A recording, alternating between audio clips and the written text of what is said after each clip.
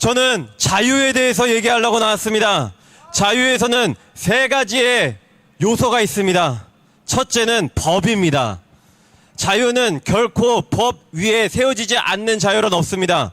왜냐하면 내 자유만 중요한 것이 아니라 모든 사람의 자유가 중요하기 때문에 법을 지키는 것은 너무나 중요합니다. 너무나 법을 지키는 게 중요합니다. 공산국가에서는 법을 지키지 않습니다. 거기에는 법은 허울뿐입니다. 거기에서의 진짜 법은 무엇이냐? 공권력입니다. 공권력의 마음이 법입니다. 누가 그거를 따를 수가 있겠습니까? 사람의 마음을 어떻게 따를 수 있겠습니까? 그러나 자유 대한민국에서는 법이 우선입니다. 그렇기 때문에 이 나라가 정말로 가치가 있는 것입니다. 여러분, 윤석열 대통령은 여태까지 법을 수호해온 사람입니다. 그렇기 때문에 그 사람을 따를 수가 있습니다. 여러분, 이재명이 법을 따르는 것을 보았습니까? 여러분, 그렇지 않습니다. 그는 여태까지 법을 어기면서 살아온 사람입니다. 그렇기 때문에 그 사람을 따를 수가 없는 것입니다. 여러분, 공산국가에서는 법을 따르지 않습니다. 공권력을 따릅니다. 그렇기 때문에 그거를 따를 수가 없는 것입니다. 여러분, 정말로 법 위에 세워진 이 자유 대한민국을 사랑하기 위해서 여러분 모였습니다. 여러분, 이 법을 끝까지 수호하시기 바랍니다. 여러분, 불법으로 말미암아 체포영장 발부시키는 거, 여러분, 이것은 옳지 않습니다. 1950년 6월 25일 북한이 합법적으로 이 나라를 침범했습니까? 아닙니다. 그들은 불법으로 남침을 했습니다. 그렇기 때문에 그들을 따를 수는 없는 것입니다. 공산국가는 법을 따르지 않습니다. 여러분, 끝까지 법과 질서 정연하게 끝까지 시위에 참여하시기 바랍니다. 두 번째는 투표입니다. 자유의 가장 정점에 있는 그것은 바로 투표입니다. 여러분, 공산국가에서 투표하는 거 봤습니까?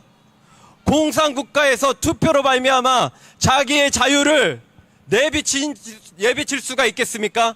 여러분, 절대 그렇지 않습니까? 투표할 수는 있죠. 하지만 비밀이 아닙니다. 그들은 투표를 한답시고 OX를 갖다가 들어야 됩니다. 여러분, X를 들을 수가 있겠습니까? 그게 자유입니까? 절대 거기에서는, 그 나라에서는 자유가 없고 투표가 없습니다. 우리나라는 투표가 있기 때문에 자유가 있는 것입니다. 여러분, 근데 이 투표를 누군가가 건드린다면은 그것을 가만두면 되겠습니까? 여러분, 정말로 이 투표는 어떤 공권력이라도 건들면 안 되는 것입니다. 어떤 권세라도 건들면 안 되는 것입니다. 어떤 권세라도 이 투표는 지켜야 되는 것입니다. 여러분, 정말로 2030 투표를 안 한 것들은 다 회개해야 됩니다. 여러분, 이 투표를 정말로 귀하게 여겨야 되는 것입니다. 여러분, 정말로 이 투표를 목숨 걸고 지켜야 되는 것입니다. 여러분, 끝까지 여러분의 자유인 이 투표를 끝까지 지키시기 바랍니다. 여러분, 공산국가는 이 투표를 건들라 그럽니다. 공산국가는 이 투표를 훔치려 그럽니다. 그래서 우리는 그만 훔치라고 말할 수가 있어야 되는 것입니다. 이 투표권을 지켜야 됩니다. 마지막은 피 흘림입니다. 피 흘림입니다. 자유는 결코 그냥 세워지지 않았습니다. 피값으로 세워졌습니다. 이 대한민국을 이끌기 위해서 얼마나 많은 선조들이 피를 흘렸는지 우리 후손들이 생각을 해야 되는 것입니다. 여러분, 일제 가운데 우리 선조들이 뒤로 물러난 적이 있습니까? 없습니다. 피를 흘리면서까지 앞으로 전진을 하였습니다. 그래서 이 나라가 세워졌습니다.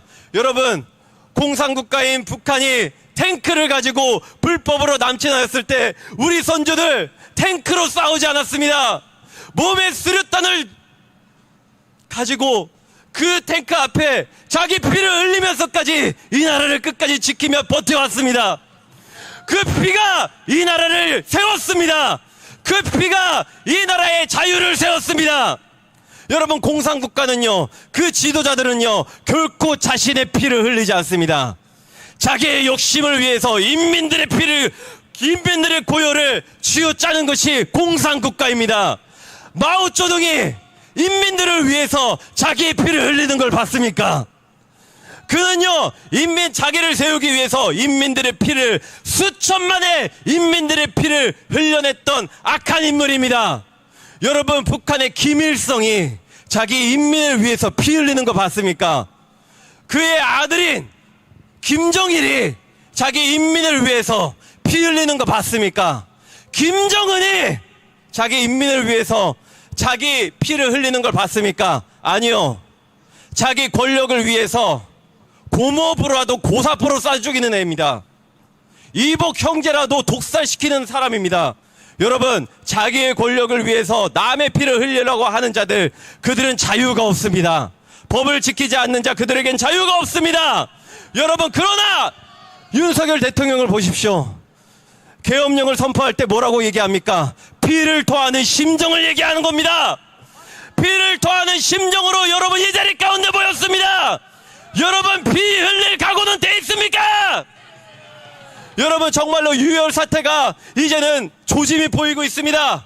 저들이 민노총은 자기의 피를 흘리는 것이 아니라 여러분의 피를 흘리려고 눈에 불을 켜고 이 자리를 위협하고 있습니다. 경찰들도 그 다음에 공수처도 여러분들의 피를 흘리려고 혈안이 되어 있습니다. 여러분, 그러나 여러분 두려워서 뒤로 물러날 것입니까? 우리 선조들은 피 흘림에 대해서 두려움 없이 전진했던 것을 기억하셔야 됩니다.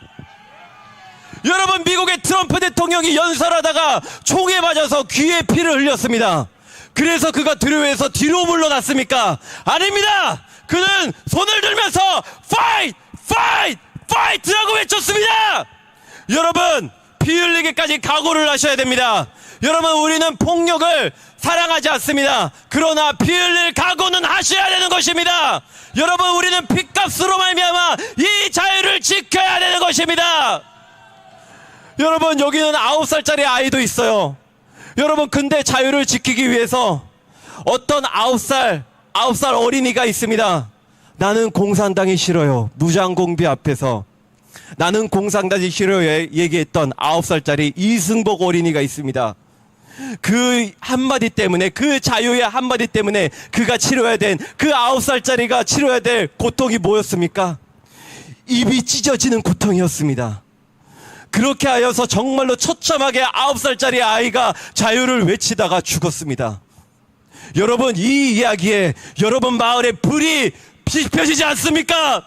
여러분들의 피가 끓지 않습니까? 여러분, 피 흘리기까지 싸우시기 바랍니다. 자유 대한민국 만세!